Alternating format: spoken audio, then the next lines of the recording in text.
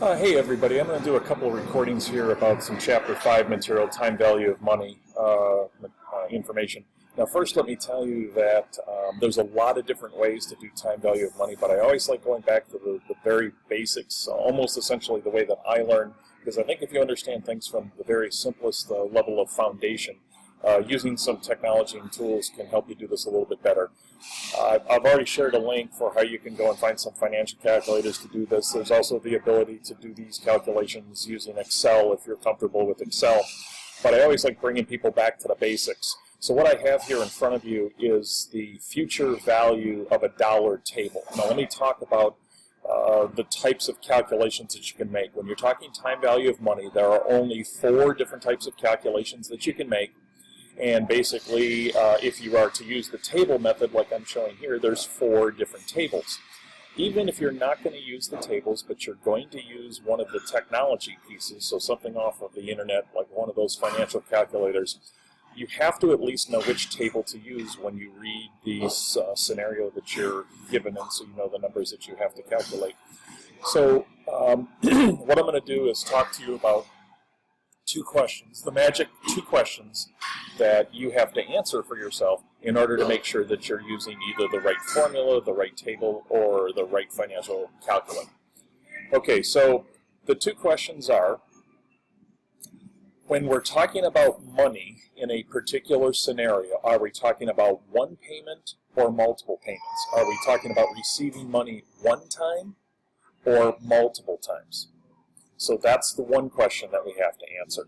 And so if we're talking about a one-time deal, that's known as a lump sum. So if you ever see a table or you see a calculator that talks about present value or future value of a lump sum, that's what they're talking about. Lump sum means one payment. When you're talking about something where you get some scenario, how much money would I have to invest every single year for the next 10 years in order to reach X amount of dollars? You're talking about more than one payment or more than one investment. Whenever you're talking about money moving more than once, those are what are known as annuities. So you're going to have both present value and future value of a lump sum, and you're going to have present value and future value of an annuity. So let's talk about the present value and future value. This one I think is easy. This is the second question, but if you think about it from this perspective, I think this will automatically tell you which one you're looking for, and then you got a 50-50 shot on which table or excuse me, better get some coffee here, I'm getting hoarse. Okay, so that's going to tell you whether or not you're using the proper one. Okay, so here's how that part goes. If I am looking for an amount of money, like if I know how much I have right now, and I'm looking for somewhere down the road. Okay, so like where the question mark is, or solve for X, if that's somewhere down the road, that's the future, so I'm looking for a future value. If I am looking for a certain amount of money now, and I don't know what that is, but I know what the amount of money is that I need in the future, I already know the future. What I don't know is now, which is the present, so that's present value. So let me give you an example.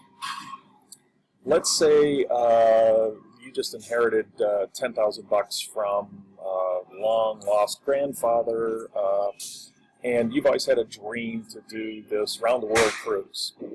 And so you got this $10,000 now, and you know down the road you're going to need a certain amount of money. You just don't know how much that's going to be. You would like to see how this chunk of money that you have now, how big can it get? So what you're going to do is, you know the amount now, it's $10,000. What you don't know is how big this can get in, I don't know, let's say 10 years down the road when you might want to be ready to take this cruise. And so you would use a future value. And since we're talking about money right now, future value of a lump sum, or essentially this table that we're looking at right here. If, for example, you're like, let's take the same story, but let's switch it around. Let's say I know I need $20,000 before I can take this world cruise. So that the amount of money that I'm going to need in the future is $20,000, and I already know that. What I need to figure out is, how much do I have to put away now so that if I can earn 7% on it for 10 years, I will get to 20,000. So what I'm doing is I'm solving for X in the present. So what is the present value? So in this particular example, and again, we're talking one payment, right? Only one amount of money. If I said every year I'm going to deposit a certain amount of money into this investment, and when does it grow to 20 years? Now you're talking about the present value of the annuity because we're talking about more than one payment. Okay, so let's use this table here and just show you how to rock and roll this thing.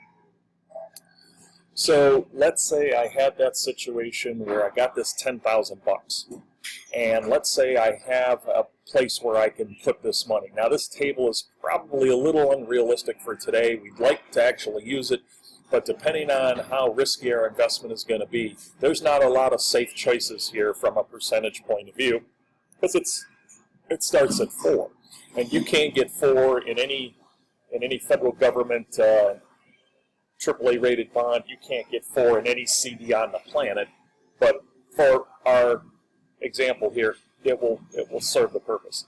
So let me just explain one more thing before we actually do the calculations.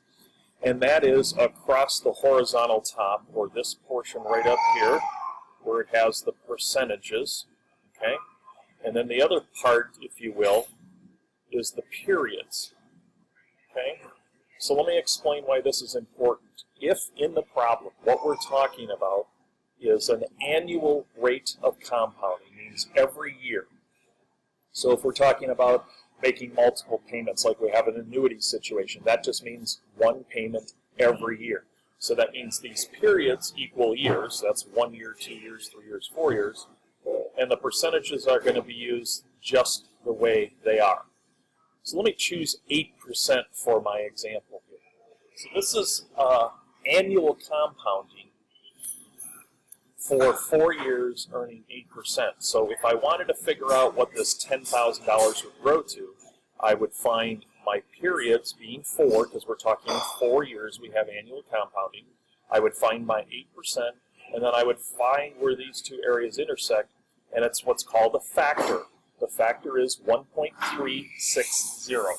So if I take my $10,000 and I multiply it by 1.360, that's going to give me $13,600. So if my question was, if I had $10,000, annual compounding at 8%, or sometimes they'll call that rate of return, or return on investment, and I had 4 years for this money to work, what would it grow to? That would be the answer, and that would be how you get it. So let's talk about other types of compounding, because obviously there are, and for the one that we're probably most familiar with, but we can't even do that using this table. This is definitely why they made calculators, financial calculators and computers and Excel spreadsheets and anything else, is if you have daily compounding. That's 365 days. So that we won't be able to do that on this table. But what we can do is we can do semi-annual compounding. We can do quarterly compounding. Can't quite do monthly compounding, but I think if I show you these other two, it will probably make some sense. Now, if you're doing semi-annual compounding, what does that mean? That means twice a year your interest is going to get calculated. And if you're talking about an annuity situation, that means instead of one payment of money moving a year, you're going to have 2. So every 6 months. Quarterly means 4. So this is how it works if you're using a table in this manual process. If I have semi-annual compounding, I have to divide the percentages by the number of periods of compounding, in this case 2. Okay, so 8 divided by 2 is going to give me 4%, and the periods, again, does not represent years unless we are only talking about annual compounding. When you're talking semi-annual compounding, you have to multiply the periods by the number of periods per year that you'll have that compounding. Again, semi-annual means 2. So we have to take our 4 times 2 to get 8. So you're always going to multiply the periods and divide the percentages. So I can get semi-annual compounding by going from 8 to 4 and from 4 to 8 on the periods. And then I would come over here and I would find 1.369. Now you notice it's a little bit different from 1.360. And the reason that you're going to have a little bit more money, 10,000 times 1.369 gives us 13,690. So it's not a huge thing, it's $90 more, but the reason that you have $90 more is that you're getting compounding twice as often, so you're getting interest on the interest. And the more times you can compound, that's the better deal. If I'm making 8% compounded annually and you're making 8% compounded quarterly, you got the better deal. You're going to make more money. So to carry this example further, let's say we had quarterly compounding. Well, we'd actually go off the chart, but again, we have to divide the period so that the quarterly is 4 times a year. So we would divide the 8% by 4. We'd get 2%, which would be over here someplace.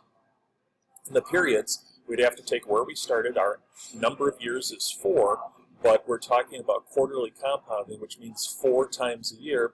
So it's 4 times 4 is 16. We would come down and we'd find where 2% and 16 end up, and then we would grab that factor. Okay, so just for comparison, first of all, let me tell you that present value would work exactly the same when you're talking about present value of $1, present value of a lump sum.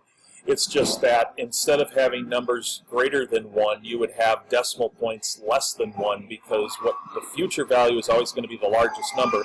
The present value is going to be a smaller number because it has to grow to get as big as the future value number. But in order to show you a direct comparison, I've pulled up a future value of an annuity of $1. So basically what this means is that you're going to have more than one payment. So again, if we take where we started before, if we take our 8% 4 years, notice how large the factor is. Instead of 1.360, it's 4.506. And that is because when you're talking periods, we're not just talking that $10,000. Each time you have a new period, that means more of the money is coming in. So in my previous example, if everything stayed the same, what we would be talking about really is adding $10,000 to the mix every time. So you're going to put $10,000 in at the end of the first year, $10,000 at the end of the second year, $10,000 at the end of the third year, $10,000, that kind of a thing, right? And you're either going to put money in at the beginning or at the end, and that kind of a thing. And that's either annuity due. They explain that in the book, so I'm not going to waste your time here. But just to kind of show you the same rules apply, if we had 12%, or actually 16%, let's do 16% to do quarterly compounding, and it was over a 4-year period of time. Quarterly compounding means we would divide this by 4, get 4%, and we would multiply this by 4 to get 16 periods, and then that would be the factor that we would use and multiply by the month. So again, this just kind of shows you the basic foundational skills of how to use the tables. When you do your calculations, you're welcome to use the tables, you're welcome to use the Excel spreadsheets, and you're welcome to use a financial calculator, even because, the ones that I posted, there's all kinds of other things out there you can search on the web. There's tons of information on this. I'm going to probably post some additional time value of money videos that I find, but I thought before you get cranking on the Monday homework problems, I thought this kind of stuff would be helpful. Thanks.